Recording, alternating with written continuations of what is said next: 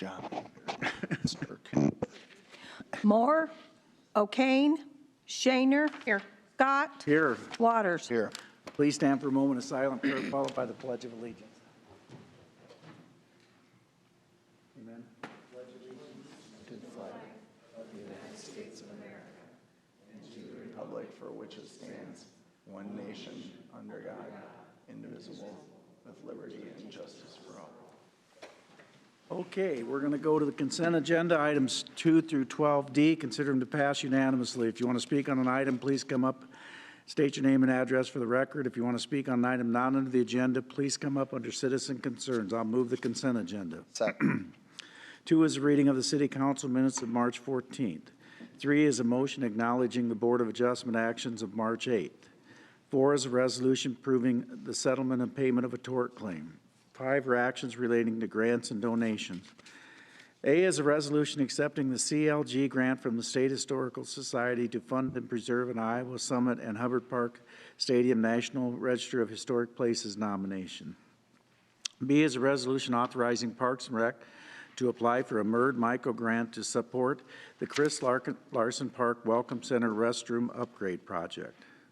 C is a resolution authorizing EMS to accept a donation of 7 automatic defibrillator devices from the Woodbury County Sheriff's Department. 6 are actions adopting construction documents. A is a resolution adopting construction documents for the Hamilton Boulevard resurfacing project. B is a resolution adopting construction documents for the South Ruston Street reconstruction project. C is a resolution adopting plans and specs for the Whispering Creek Drive repaving project. D is a resolution adopting plans and specs for the 2019 Section 130 curb and sidewalk improvement project. 7 are actions relating to agreements and contracts. A is a resolution granting a permit to Fibercom for underground cable along sections of Sunnybrook Drive. B is a resolution approving amendment number 1 to the consulting services agreement with JEO regarding the Andrews Avenue paving and utility improvement project.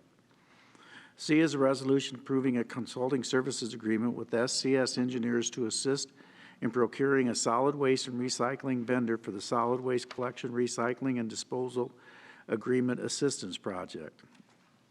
D is a resolution approving a consulting services agreement with DGR for services in connection with Andrew Avenue Utility Improvements Project.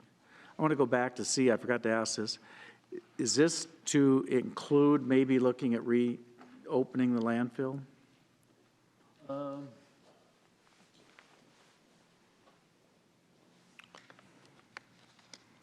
Roger Benz, Environmental Services. This is a separate issue from that feasibility study. Okay. Are we doing anything on looking at that? Yes. Because I got to imagine it would be a component of, right? I mean, Yeah, there is a little bit of an overlap there. Okay. At least they need to know about each other, because to the mayor's point, it's like that could affect Correct. how they pitch this or how they, see it. Correct. Or what they would come up with. Yeah, that will definitely be. Okay. E is a resolution approving a consulting service agreement with DGR for services in connection with the Alicia Avenue paving improvements project. F is a resolution awarding a service provider agreement to Norad Americas for activated carbon change-out services at the renewable fuels building located at the wastewater treatment plant. I move we defer until March 28th. Second. Shaner. Aye. Scott. Aye. Waters. Aye. 8 are applications for property tax exemptions. A resolution accepting an application for property tax exemption for improvements made to property in the Hamilton Wesley 2 Urban Revitalization Area Schedule 2. 8B through 8K are resolutions accepting the applications for property tax exemptions for improvements made to properties located in the Sioux City Urban Revitalization Area for calendar years as listed. Hey. Go ahead. I was just going to ask, hey, Jeff, would you mind giving an update on these and what these are? If anyone's listening would be interested.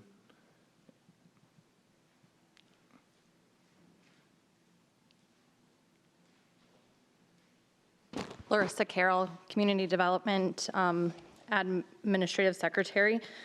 So what kind of an update, I guess, are you wanting? Just to explain a little bit about those tax exemptions and for I know the what it all improvements. means just for the citizens. So basically, we give you the option to, if you improve the value of your property by more than 5%, or if you build a new property, we give you the option to have a 10-year or a 3-year abatement. What that means is we're going to take either what your property value increases, and we're going to deduct that over 10 years, or we're going to take a percentage of your property taxes on a new build, and we'll schedule it out over 10 years. So the first year you'll pay 20%, all the way down to 100% at 10 years. And so is the hope then to incentivize people investing in their property or building more? Yes, so we're wanting you to improve your properties, improve the look of Sioux City, take the older homes and revitalize them, or just developing Sioux City as a whole, the areas that are developing, just to continue to build. And so if someone made a big improvement or something like remodel on their house or something, and they feel that it would maybe meet that criteria, how would they find out more about this program or be able to take advantage of it? Definitely. So they're either going to come in and speak with me. I'm on the 3rd floor of City Hall. We go over what all you're putting into your properties. So new windows, siding, anything interior as far as like adding a bedroom, finishing a basement, all of that's going to increase value to your property. Okay. Things like adding a new roof, that doesn't always increase value to your property because it's considered maintenance.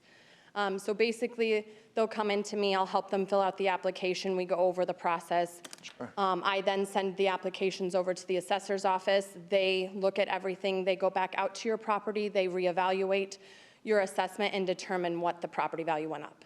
And if it went up 5% or greater on improvements, that's how they qualify for the abatement, Correct. on the improvement portion only. On the improvement portion only, So if I correct. was paying $5,000 a year and this bumps me up to $6,000, I get to take that $1,000 and spread that out.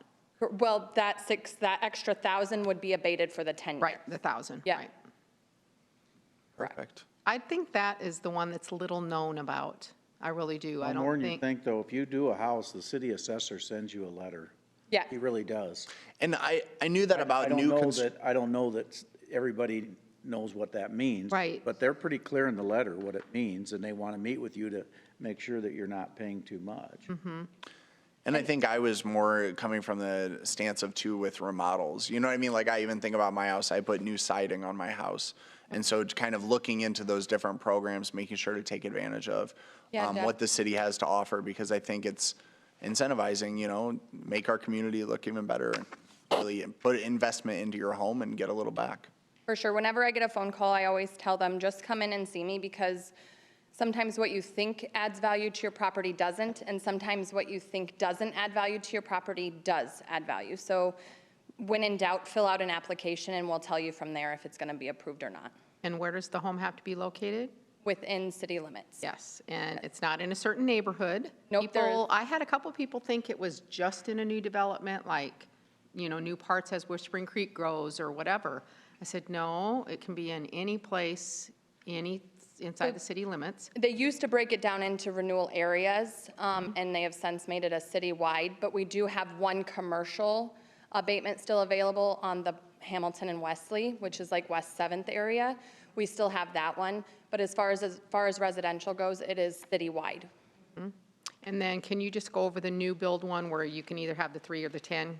Yeah, so with a new build, a 3-year is going to take your dwelling amount and it's going to gradually increase your taxes every year. So first year you'll pay 20%, and then 30, 40, all the way up to 100% at 10 years.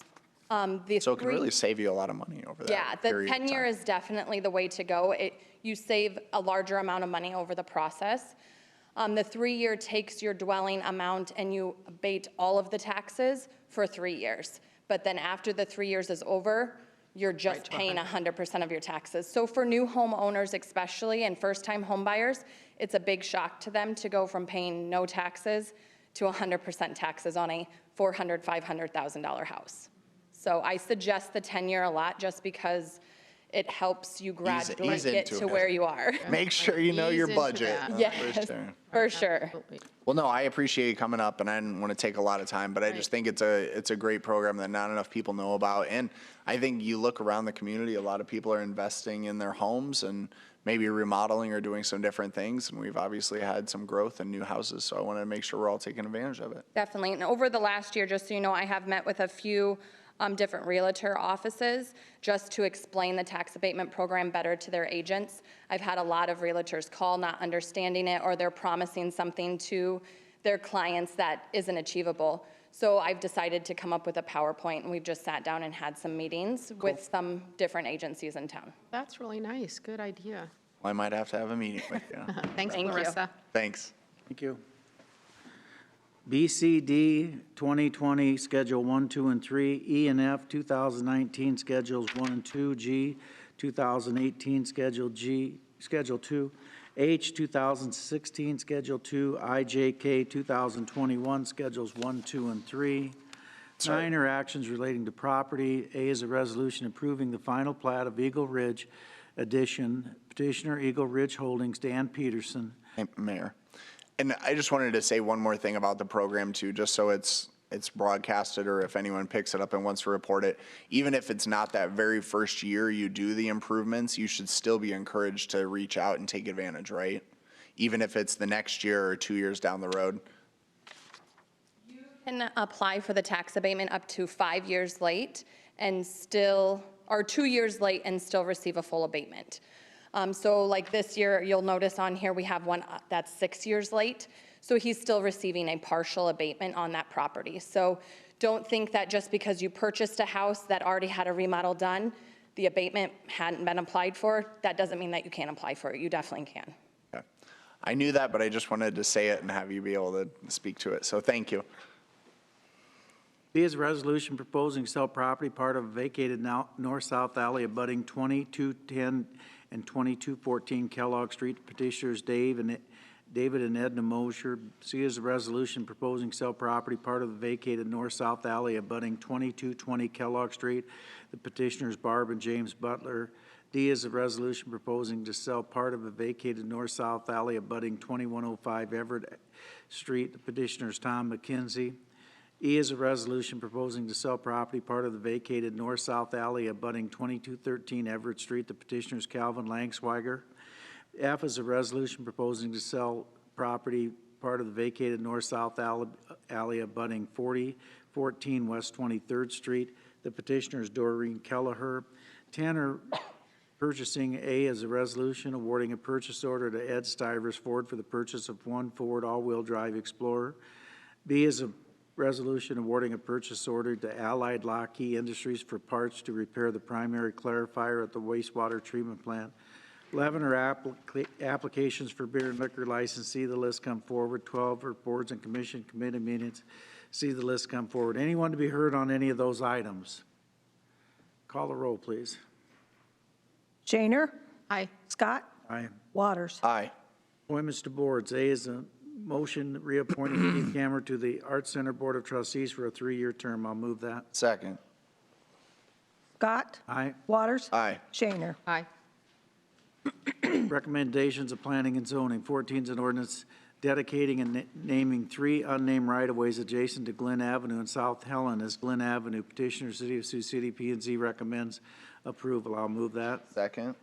We do second, third, only 3? No. I believe so. Can we? Okay. Doesn't say anything in there about not doing it. Okay. I thought you had to have 4, but okay. Oh, you have to have 4 to waive the rules. Yes, you're correct. Thank Right. you. So you're so smart. Go ahead. On that first reading, Yeah. Scott? Aye. Waters? Aye. Shaner? Aye. It'll come back next week for second and third. Okay. 15 is an ordinance dedicating and naming an unnamed right-of-way adjacent to 2915 Glen Avenue as South Alice Street. The petitioner is the City of Sioux City. P&Z recommends approval. I'll move that. Second. Waters? Aye. Shaner? Aye. Scott? Aye. 16 is an ordinance rezoning 3650 Correctionville Road from zone classification AG agriculture to rural residential and SR suburban residential. Petitioners Doug Van Cura, P and Z recommends approval. First consideration approved March 7th, deferred for March 14th. Come on up. You want to move that or no? Sam moves 3225 46th Street, Sioux City, Iowa. But I prepared a statement. If I could bring up a little pamphlet just so you can see what I'm talking about. I'll try to be quickly. And thank you for your time. Let me move first, the second reading. Go ahead. Second. Go ahead.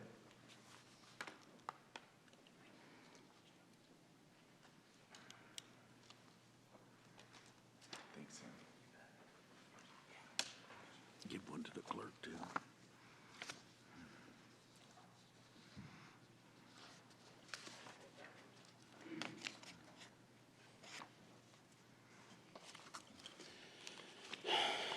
Again, I want to thank you for your time. I apologize for being a little nervous and maybe a little upset, but anyway, just with my frustration in this, and I think it, but I'll go ahead and read my statement if, so approximately 1 year ago, I brought forth the proposal to develop 85 lots to 1 and 2 acre lots. That would only bring more quality housing to the area, but it would have generated an additional tax base of approximately $40 million or more. I would like the council to recognize I've spent over $25,000 in engineering and planning, along with hundred hours of my own time and countless hours of sleep that has all been wasted. Given the value of this decision would bring to our community, I would have expected that the city would have been excited and willing to come up with workable solutions to make this possible. This has not been my experience. In fact, I have experienced the complete opposite and have even felt obstacles have been created in order to make this project fail. As a result, I'm not going to move forward with this project. I do plan to continue with phase 2 and 3 of my Hidden View project that I've been working on, and also pursue other infill projects that come up. However, I will never pursue a large development project of this type again. I was hesitant to come forward just for fear that the city engineers would even be more difficult to work with. However, I've decided that I'm not sure that would even be possible. The first thing I would like to talk about, mostly because Gordon brought it up in council 2 weeks ago, like it hadn't already been squashed a year ago, is the 85 lot development. If you look at the page 1, you'll see the 4 parcels, the 150 acres that I own.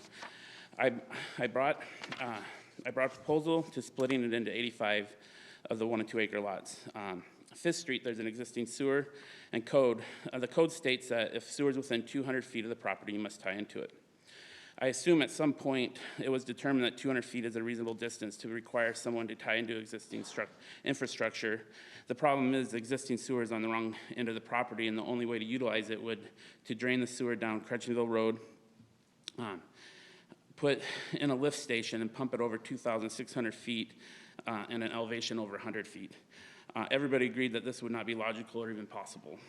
In my opinion, if you're not able to use the sewer, it is the same as if it did not exist. So instead of requiring septic tanks, which are both allowed and would be a logical solution, it was decided to rewrite the code, which I feel rewrite the code, and require me to tie into a sewer system that was 1,400 feet away. That would have resulted in me having to install new public sewer and tear out and repave the street. This would have resulted in considerable cost and could not be absorbed in the project. Ultimately, it was a lack of willingness to find a workable solution like septic tanks that squashed the project. I guess I'm grateful that it was squashed, this development, before I had who knows how much money tied into a project of this size. Next, knowing that the 85 lot development was not going to move forward, I brought forth a proposal for a 12 lot development. At the first DRC meeting, Gordon, the engineer, stated that the curve of the street was not correct. The following day, I brought a table to Gordon showing where we got the 200-foot radius, and if you see page 2, it shows clearly it's marked at 25 miles an hour, which the radius would be 198 feet. Nothing more was said, and that would have been several months ago, but nothing more was said until a couple weeks ago when Gordon sent an email saying that they wanted the 300-foot radius. Cutting citing in the small print, which if you see on page 3, paragraph 13, it states, it is preferred to select a design speed that is at least 5 miles greater than the anticipated posted speed limit of the roadway. So that would require the 300 feet, and that's where he got it from. But if same preferred doesn't understand, it says selecting the design speed equal to the posted speed limit may also be acceptable. So after Bacon Creek responded to his email, if you see page 4, you can see this is more of a wave, I would say, than a curve. I could understand having a conversation if it was a full radius street or a through street, but I literally drew a straight line through both of the curves, and I don't even leave the 24-foot wide pavement. I feel like if they would have reasonably took some time to look at that project, that email shouldn't even be sent. That's just, to me, a waste of time and resources and just frustration to respond to that email. But in response to Bacon Creek's petition to go ahead and allow that, to allow the actual standard of the 200-foot radius, he responded on page 5 and said that I have discussed the request with Dave, and the 200-foot radius will work. But then once again, I believe he's changes the code and says, please keep in mind that this standard will not be allowed in future designs and developments from changing it to preferred to an actual standard. I've lost my page here, I'm sorry. So next, when I first approached this project to Jeff Hansen, I proposed a 24-foot road as outlined on table 25.4 from the City of Sioux City's web page. And if you see on page 6, this is I copied right off of your web page. And it states a rural road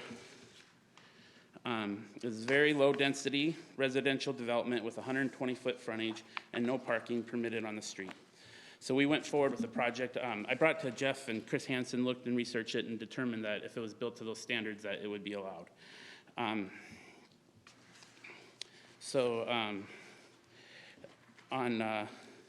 Friday, March 9th, which was just 2 days before the council meeting where we were supposed to have the second and third reading, I received an email again stating that he was going against the city's definition of a rural road and defined a table that defined on that table 25.4, circumventing the city planning's approval.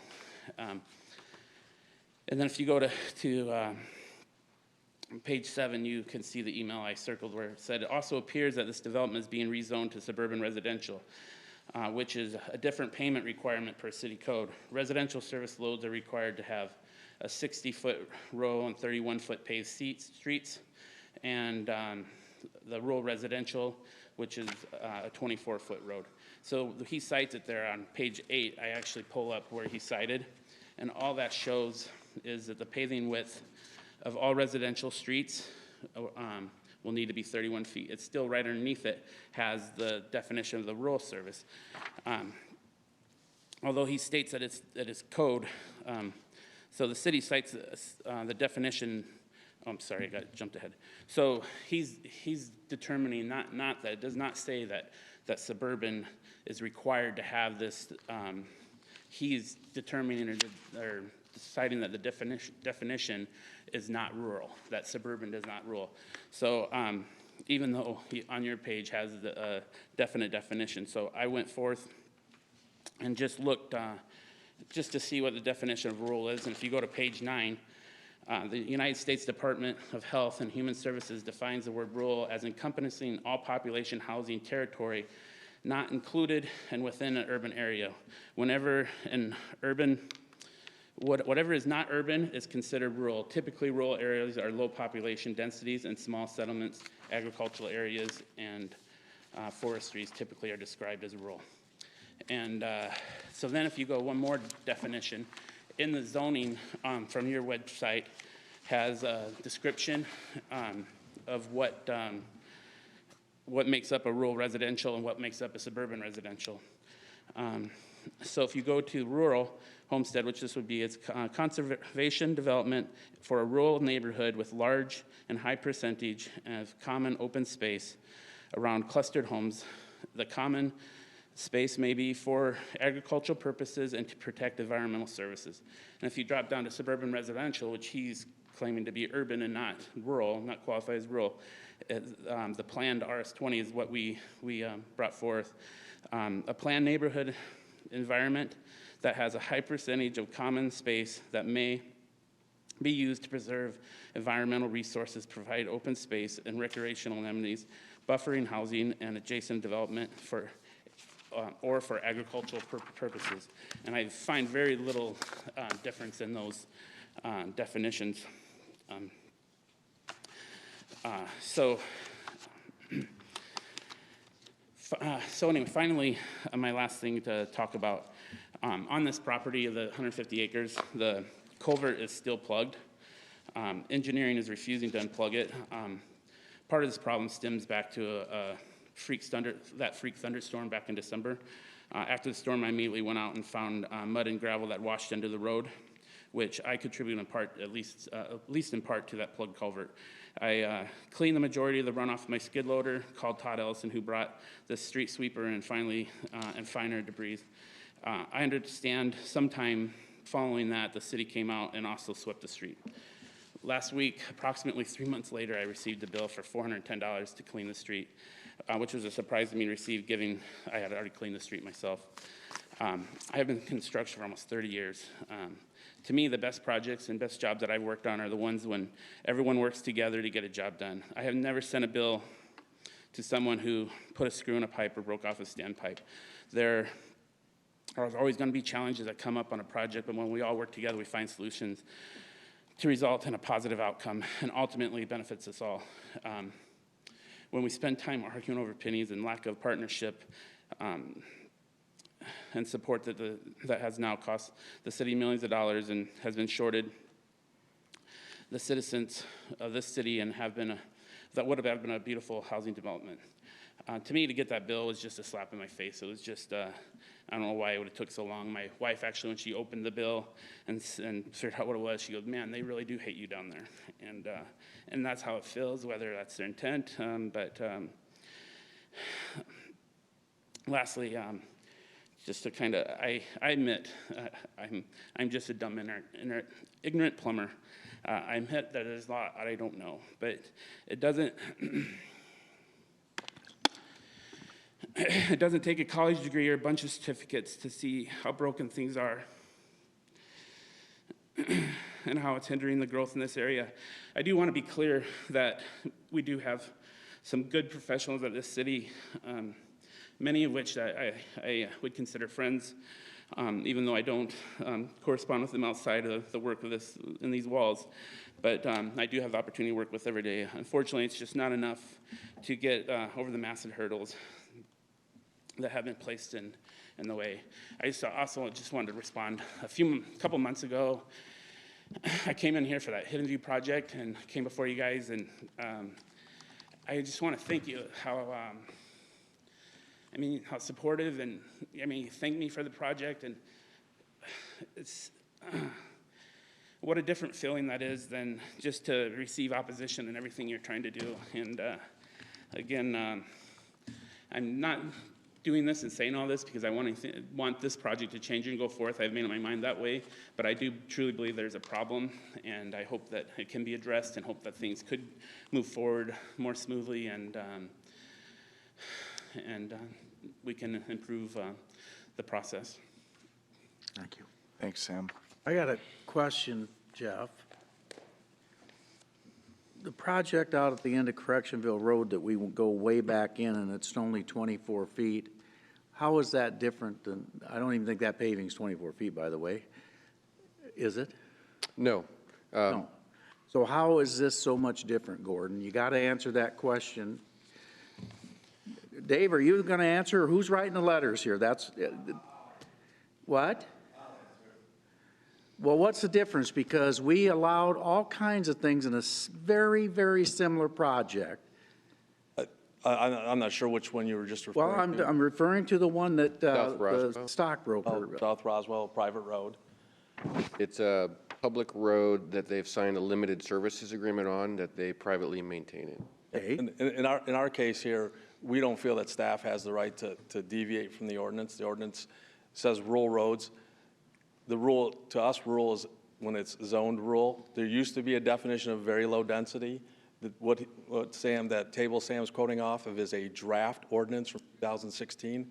We have since passed a new ordinance in 2020. So anything prior to 2020 is not part of the ordinance.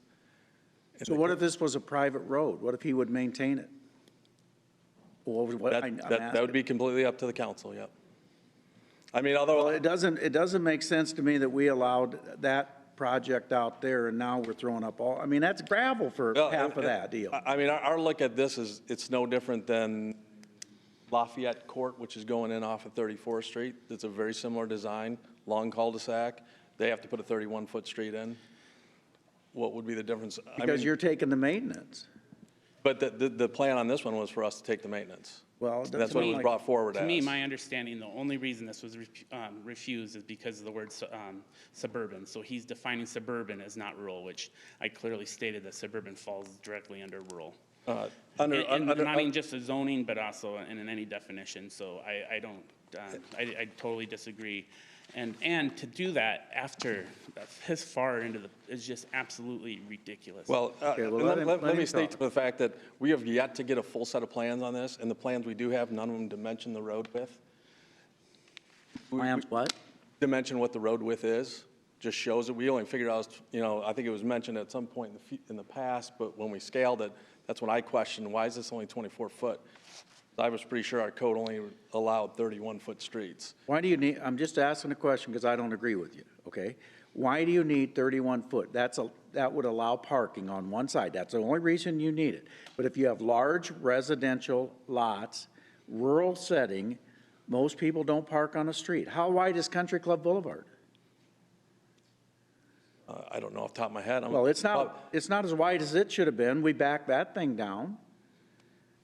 I don't know off the top of my head. I'm sure it's 31, but I think they wanted 37 at one point. Yeah, right, but we backed it down because of neighborhood opposition.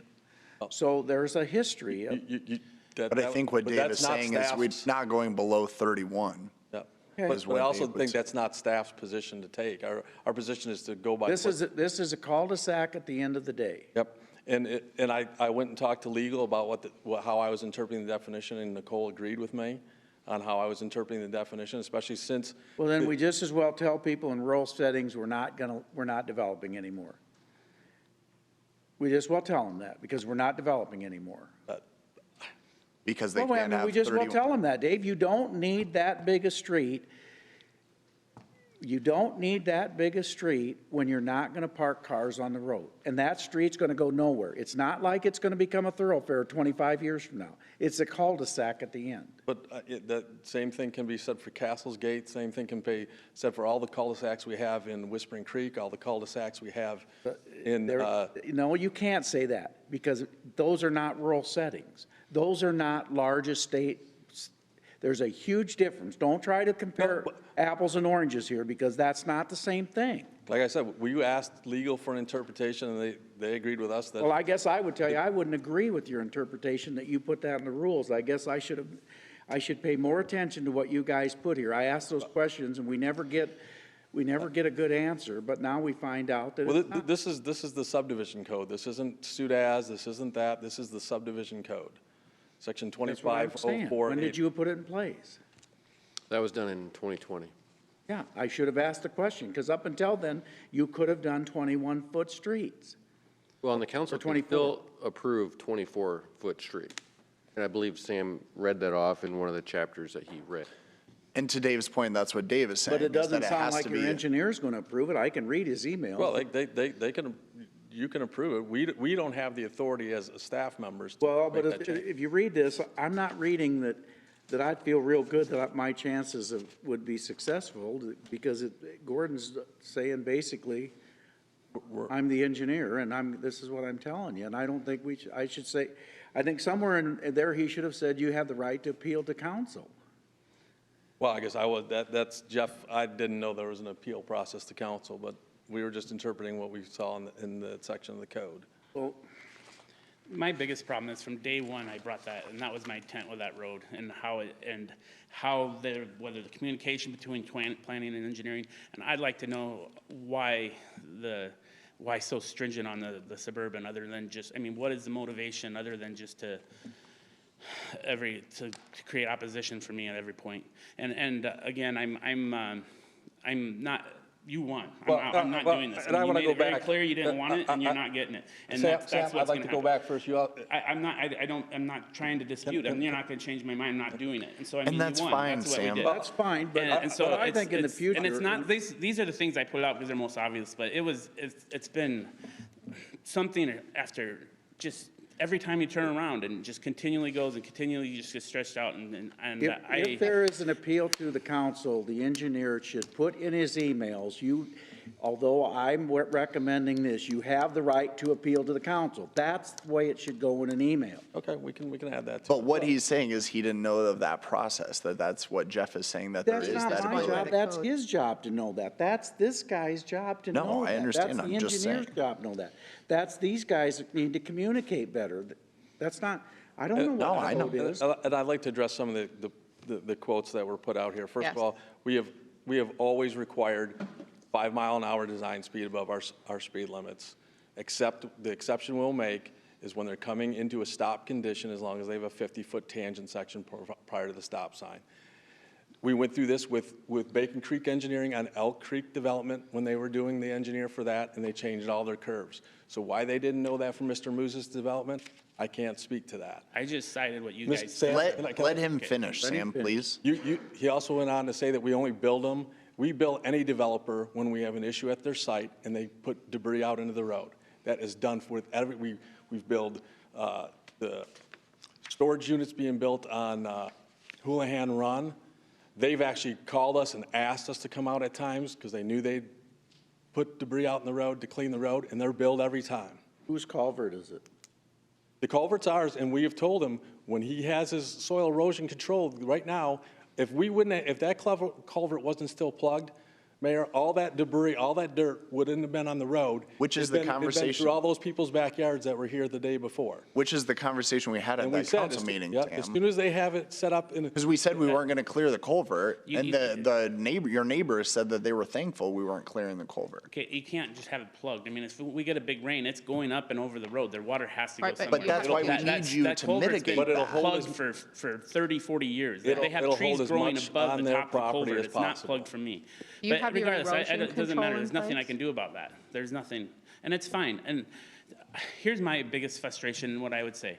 I truly feel like if two parties could sit and look at a situation from each other's point, you can figure out anything. And I get absolutely nothing, I feel like, on that.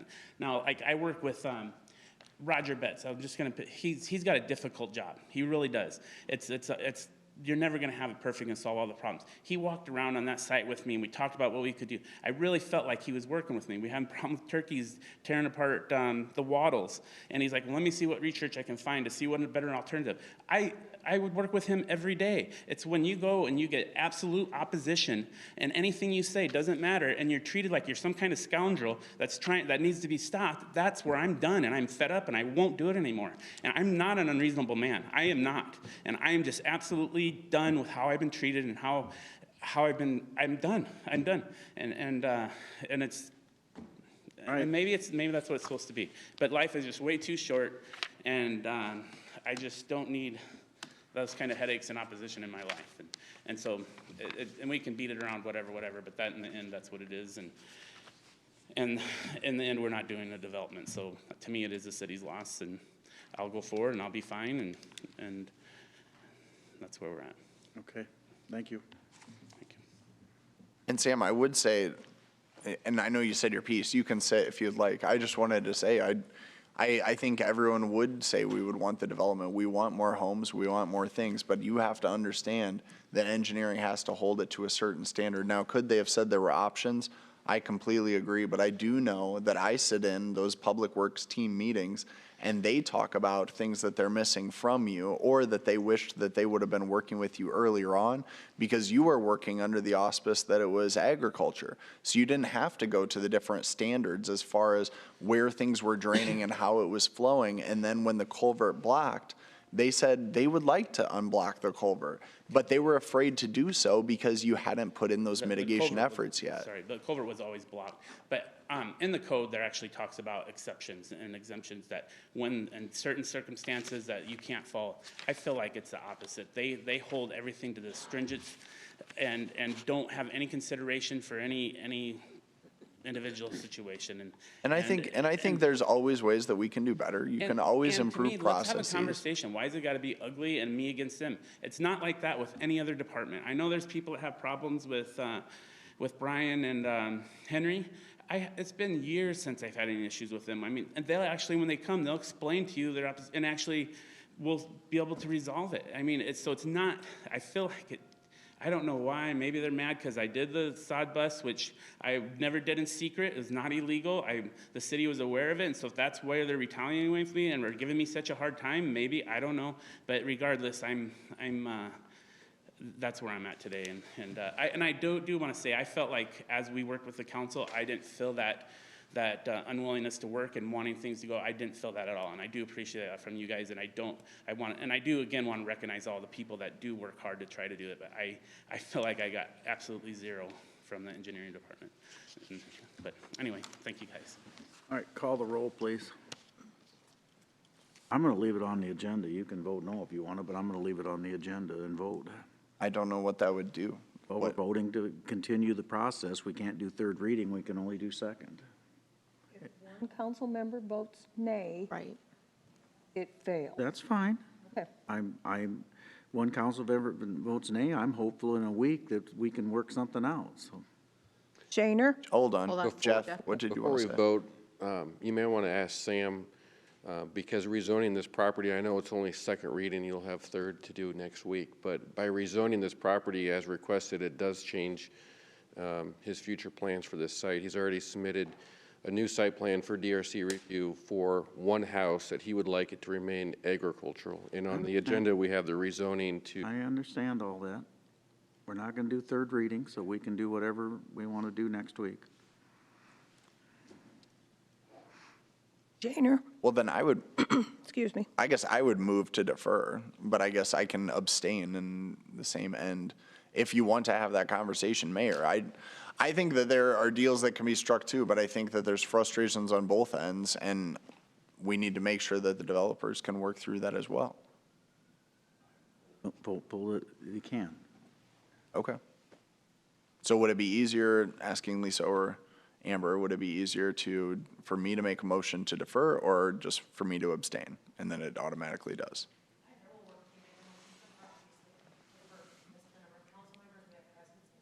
Abstain for any reason, it is automatically deferred until next week. Since I have no reason to actually abstain, it would just be for that, I would make a motion to defer this for 1 week. There's already a motion on the floor. Sorry. I would withdraw my second.